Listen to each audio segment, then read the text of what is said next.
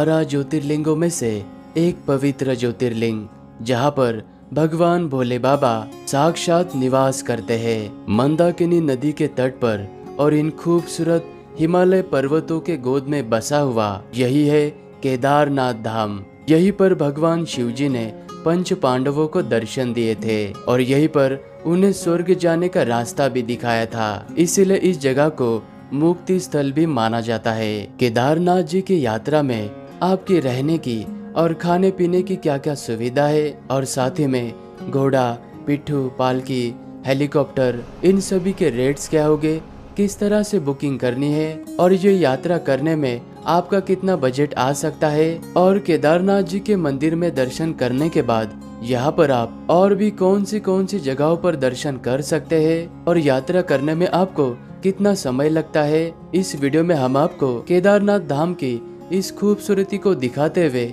इस तरह की कंप्लीट इंफॉर्मेशन देने वाले हैं, तो इस वीडियो को पूरा जरूर देखना। केदारनाथ धाम जी की यात्रा हरिद्वार से शुरू होती है और हरिद्वार बस स्टैंड के पास में ही सोनप्रयाग तक जाने के लिए आपको बहुत सारी बसेस की सर्विस मिलती है और इन बसेस का किराया 700 से लेके 1000 तक का होता है और इनका टिकट आपको एक दिन पहले ही कराना पड़ता है। सुबह के 5 बजे से लेके 8 से 9 बजे तक यहाँ से सोनप्रयाग के लिए बसेस चलना स्टार्ट हो जाती है और यहाँ पर आप टैक्सी और शेयर टैक्सी करके भी सोनप्रयाग तक जा सकते हैं और हरिद्वार से सोनप्रयाग तक का 230 किलोमीटर का खूबसूरत सफर तय करने के बाद आप सोनप्रयाग में पहुंच जाओगे, जो कि ये केदारनाथ यात्रा का पहला पड़ाव है। रास्ते में हमें बहुत ज्यादा ट्रैफिक मिलने के कारण सोनप्रयाग तक पहुंचने में हमें रात होने वाली थी, इसीलिए हमने सोनप्रयाग से 1.5 किलोमीटर पहले इस सीतापुर में होटल रूम ले लिया था और आपको सोनप्रयाग में भी होटल रूम, गेस्ट हाउस और डोरमेट्रीज मिल जाएगी। सोनप्रयाग में डोरमेट्री का 300 से लेके 600 रुपए तक लिया जाता है और यहाँ पर होटल रूम का मई और जून महीने में 1500 से लेके 2000, 3000 या 7000 तक भी जा सकता है, क्योंकि सीजन में यहाँ पर रेट बहुत ही ज्यादा हो जाता है। सोनप्रयाग में ही आपको कुछ इस तरह से लाइन में खड़ा किया जाता है और यहीं पर यात्रा में जाने से पहले आपका यात्रा का रजिस्ट्रेशन यानी पंजीकरण को वेरीफाई और चेक करने के बाद ही आपको आगे यात्रा के लिए भेजा जाता है। इसलिए यात्रा में आने से पहले आप ऑनलाइन वेबसाइट से या फिर ऋषिकेश और हरिद्वार से ऑफलाइन रजिस्ट्रेशन भी करा सकते हैं। यात्रा का रजिस्ट्रेशन चेक कराने के बाद फिर से आपको एक बार इस तरह से लाइन में लगकर यहाँ से टैक्सी में बैठकर आपको गौरी कुंड तक जाना होता है, क्योंकि केदारनाथ धाम की असली यात्रा की शुरुआत गौरी कुंड से ही होती है और सोनप्रयाग से गौरी कुंड 5 किलोमीटर के दूरी पर है और ये टैक्सी पर पर्सन 60 से 70 रुपए लेकर आपको आधे घंटे में गौरी कुंड में उतार देगी। गौरी कुंड में पहुंचते ही यात्रा पर आने वाले अधिकतम भक्तगण गौरी कुंड में बने हुए इस पवित्र तप्त कुंड में स्नान करने के बाद पास ही में ये गौरी मैया का मंदिर बना हुआ है, जो कि माँ पार्वती जी को समर्पित है। इस मंदिर में दर्शन करने के बाद सभी भक्तगण भोले बाबा की यात्रा को शुरुआत करते हैं और गौरी कुंड से 5 से 10 मिनट के ट्रैकिंग करने के बाद सामने आपको ये वाला एंट्री गेट नजर आएगा। ये प्रवेश द्वार नजर आने पर आप समझ लेना कि फाइनली केदारनाथ धाम की यात्रा की ट्रैकिंग की शुरुआत हो चुकी है। गौरी कुंड से लेके केदारनाथ जी के मंदिर तक का इस ट्रैकिंग के रास्ते का डिस्टेंस 16 किलोमीटर का बताया जाता है, लेकिन ये रास्ता 16 किलोमीटर का ना होके ये ट्रैकिंग वाला रास्ता 20 से 21 किलोमीटर का है। अगर आप गौरी कुंड से घोड़ा या खच्चर से केदारनाथ जी के मंदिर तक जाना चाहते हो तो उसका किराया यहाँ पर 3200 लिया जाता है। अगर आप यहाँ पर पालकी का इस्तेमाल करते हो तो पालकी का किराया यहाँ पर 7 से लेके 9-10 हजार तक लिया जाता है और यहाँ पर इस पिट्ठू का चार्जेस 3000 से लेके 6 या 7 हजार तक का हो सकता है। और मंदिर तक जाने के लिए सबसे आसान रास्ता है हेली सर्विस का, जो कि गुप्त काशी, फाटा, सिरसी इन 3 जगहों से केदारनाथ जी के मंदिर तक जाने के लिए हेलीकॉप्टर की सर्विस चलती है और हेलीकॉप्टर के जो भी रेट्स है वो आपको स्क्रीन के ऊपर नजर आएंगे। और हेली सर्विस को बुकिंग करने के लिए आप हेली सर्विस के ऑफिशियल वेबसाइट से ही बुकिंग करना। लगभग 6 से 7 किलोमीटर की पैदल यात्रा करने के बाद आप इस रामबाड़ा नामक जगह पर पहुंच जाओगे और यहाँ पर आपको मंदाकिनी नदी पर बनाए गए ये ब्रिज नजर आएंगे। और इस ब्रिज को क्रॉस करने के बाद जैसे ही आप आगे जाओगे, यहाँ पर ज्यादा तीखी चढ़ाई होने के कारण आपको थकान का सामना करना पड़ सकता है, लेकिन फिर भी आप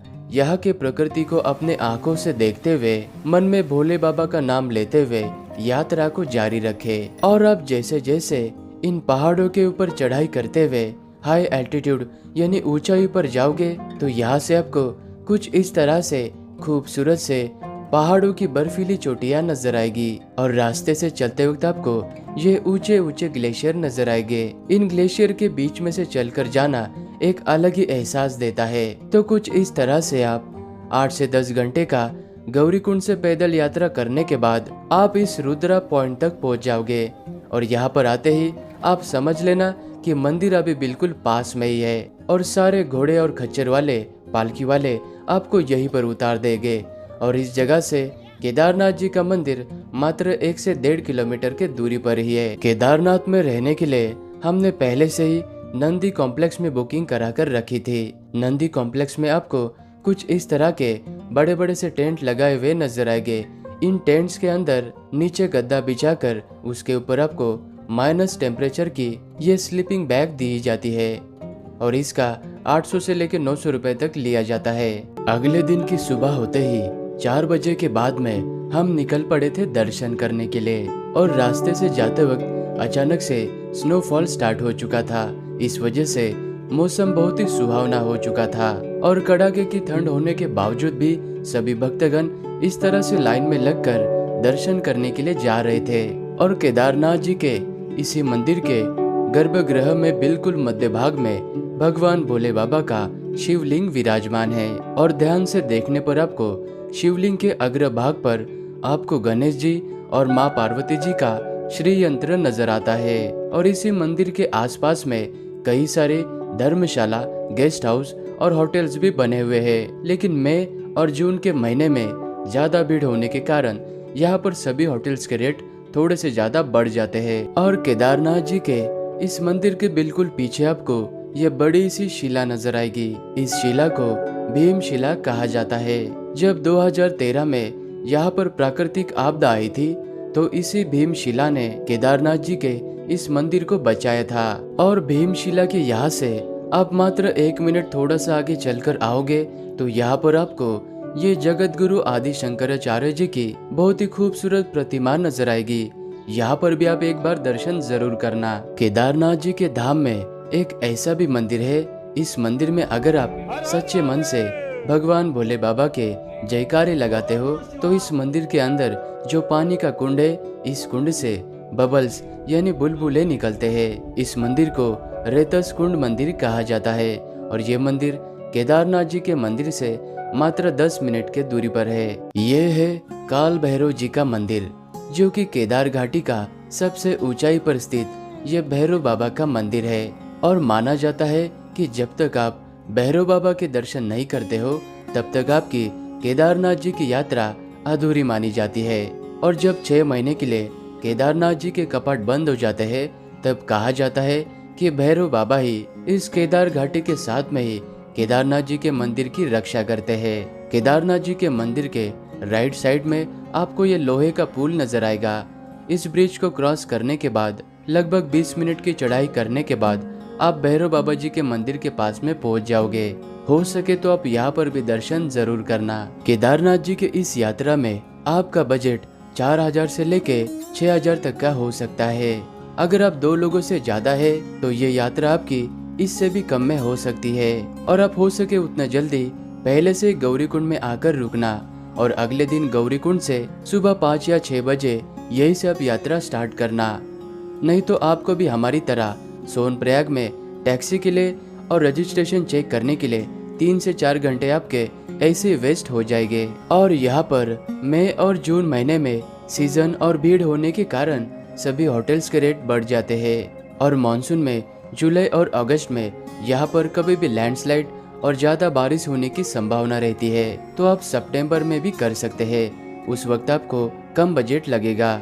और केदारनाथ जी के मंदिर के आसपास में और पूरे रास्ते में आपको खाने पीने की कोई भी कमी नहीं होने वाली। और केदारनाथ जी के इस मंदिर से लेके वापस गौरीकुंड तक जाने के लिए आपको 6 से 7 घंटे का समय लगता है। और केदारनाथ में कभी भी मौसम बिगड़ सकता है, इसीलिए आप आपके साथ में थोड़े से गर्म कपड़े जरूर रखना। तो इस तरह से आप केदारनाथ जी की यह यात्रा कर सकते हैं।